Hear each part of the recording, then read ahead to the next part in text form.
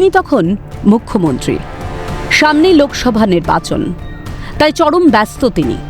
আর আমরা সিটিভিএন তখনও স্যাটেলাইট চ্যানেলের তকমা পাইনি। তাতে কি, তিনি তো বুদ্ধদেব। সিটিভিএনের আমন্ত্রণে সাড়া দিয়ে একান্ত সাক্ষাৎকার দিতে সিটিভিএনের স্টুডিওতে 2004 সালে এলেন তৎকালীন বাংলার মুখ্যমন্ত্রী বুদ্ধদেব ভট্টাচার্য। বৃহস্পতিবার সকালে তার চলে যাওয়ার খবর আসতেই সিটিভিএনের আর্কাইভে যত্নে রক্ষিত সেই সাক্ষাৎকার থেকে স্মৃতির পাতা উল্টালো সিএন। স্মৃতির সরণি বেয়ে হাঁটতে হাঁটতে মনে হতে লাগলো 2004 সালে বসে সাদা ধুতি পাঞ্জাবি পরা আদ্যান্ত বাঙালি মানুষটার চিন্তাভাবনা কতটা এগিয়েছিল। সেদিনের তাঁর সেই বক্তব্যগুলো এখনো কতটা প্রাসঙ্গিক ও অবশ্যই শিক্ষণীয় বটে। নির্বাচনের আগে নির্বাচন কমিশনকে প্রাধান্য দিয়ে পরিমিত বক্তব্যে নেই শাসকের আস্ফালন। ইলেকশন কমিশন কি করছেন কি না করছেন সেটা সম্পূর্ণ তাদের অধিকারের প্রশ্ন। এটি একটি স্বাধীন সত্তা, অটোনমাস ইন্ডিপেন্ডেন্ট বডি, এবং এই সত্তার প্রতি আস্থা রাখা উচিত সকলেরই, এবং তাদের নিরপেক্ষভাবেই কাজ করা উচিত। তারা এই রাজ্য সম্পর্কে যে সিদ্ধান্ত করেছেন বা মন্তব্য করেছেন, আমি তার বিরুদ্ধে কিচ্ছু বলতে চাই না। বরং আমি বলবো যে তারা সত্যি মনে করেন আমাদের রাজ্যে আপনারা আরও পর্যবেক্ষক পাঠান, প্রতিটি কেন্দ্রে পাঠান, প্রতিটি বিধানসভা সেগমেন্টে পাঠান, আমরা তাদের স্বাগত জানাবো। রাজ্যে লগ্নি টানতে নতুন নতুন শিল্প গড়ে তোলার যে স্বপ্ন তিনি দেখেছিলেন, তা কিভাবে ধীরে ধীরে বাস্তবায়িত করার চেষ্টা চালাচ্ছিলেন তাও সেদিন স্পষ্টভাবে বুঝিয়ে দিয়েছিলেন তিনি। আর এই নতুন জায়গাগুলিকে ধরে রাখতে মালিকদের পাশাপাশি শ্রমিকদেরও দায়িত্ব নিতে বলেছিলেন। অহেতুক কর্মবিরতির পথে না হেঁটে আলোচনার মাধ্যমে সমাধান বের করার পরামর্শও দিয়েছিলেন তিনি। নতুন করে পুঁজি আনতে পারছি। গত 2-3 বছর যদি বলেন, গত বছর 2300 কোটি টাকা এসছে, এবছর 2500 কোটি টাকা এসেছে, নতুন নতুন জায়গা এসছে। এই সমস্ত শিল্পগুলিকে রক্ষা করার দায়িত্ব শুধু মালিকদের নয়, শ্রমিকদেরও। তাই তাদের বলছি, আপনারা এগুলোও দেখুন। আর দায়িত্বহীন শ্রমিক আন্দোলন করবেন না, ঘেরাও করবেন না, আমরা সমর্থন করব না। মারামারি এসব আমরা সমর্থন করব না। ন্যায়সঙ্গত দাবি আছে, হ্যাঁ, আলোচনা করুন অ্যাক্রস দ্য টেবল, কিন্তু এইসব করবেন না। যে আইটিতে, তথ্য প্রযুক্তির ক্ষেত্রে, বিশেষ করে যেগুলো কল সেন্টার ইত্যাদিতে, কোনো রকমভাবে যেন অ্যাজিটেশন করে আমাদের নতুন যে একটা দিগন্ত খুলে যাচ্ছে আমাদের রাজ্যে। এখানে IBM এসছে, কগনিজেন্ট এসছে, উইপ্রো এসছে, আপনার প্রথম সারির সমস্ত কোম্পানি এখানে আসছে, রিলায়েন্স আসছে।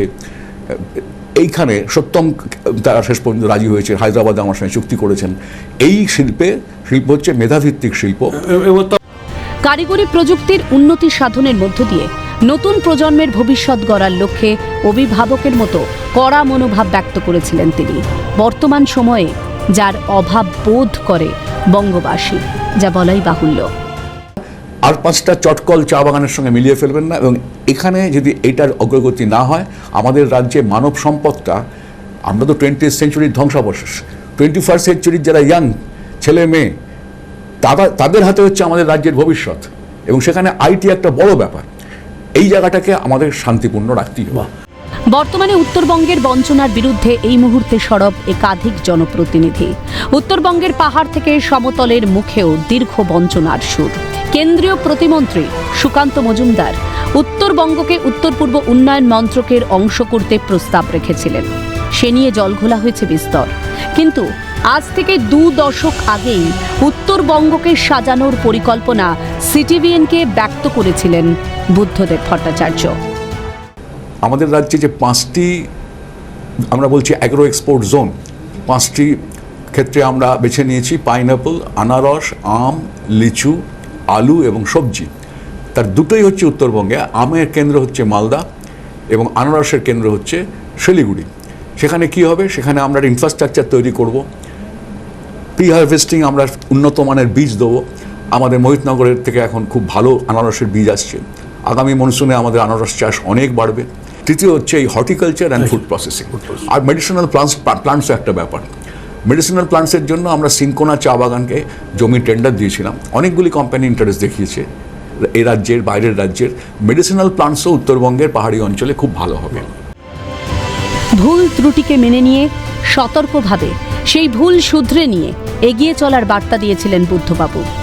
সাধারণ মানুষের পরিষেবার ক্ষেত্রে শাসকের দম্ভের যে কোনো স্থান নেই প্রকাশ পেয়েছিল তাঁর বক্তব্যে। সে স্বাস্থ্য পরিষেবাই হোক অথবা মহিলাদের প্রতি অত্যাচারের প্রসঙ্গই হোক না কেন।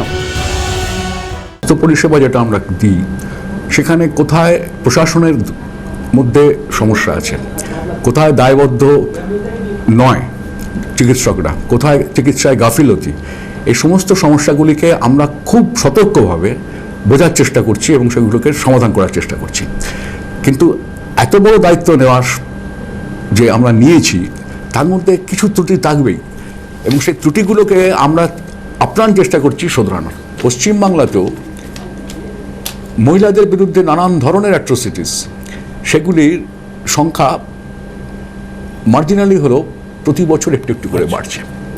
এটা আমি গোপন করতে চাই না, এটা আমি মানতে বাধ্য। এবং তার জন্যে আমি উইমেন্স কমিশন বলুন, বিভিন্ন মহিলাদের সংগঠন, এনজিও যারা এই ব্যাপারে চিন্তিত, তাদের সঙ্গে আমি নিয়মিত আলোচনা করছি, কথা বলছি কেন এই ধরনের অপরাধগুলো বাড়ছে।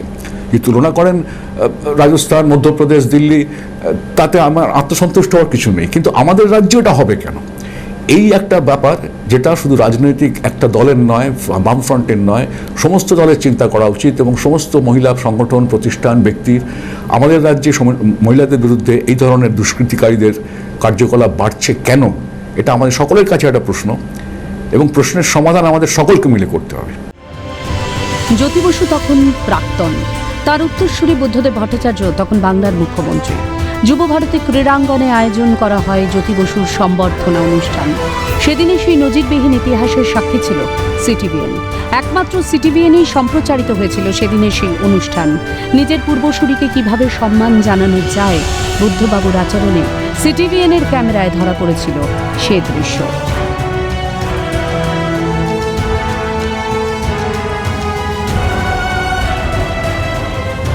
আবারও ফিরে আসা যাক 2004 সালে সিটিভিএনের সেই ইন্টারভিউতে।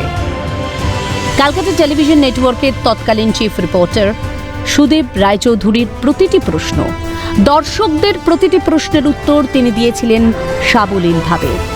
সে প্রশ্ন যতই তিক্ত হোক না কেন, তার ঠোঁটের কোণায় হাসিটি কিন্তু ছিল অমলিন। কোনো ক্ষেত্রে তার সরকারের কোনো ত্রুটি থাকলে তিনি তা মেনে নিয়েছেন। এমনই ছিলেন বুদ্ধদেব, একাধারে কঠোর প্রশাসক, অপরদিকে কোমল সত্তার মেলবন্ধন বুদ্ধদেব। Calcutta television network.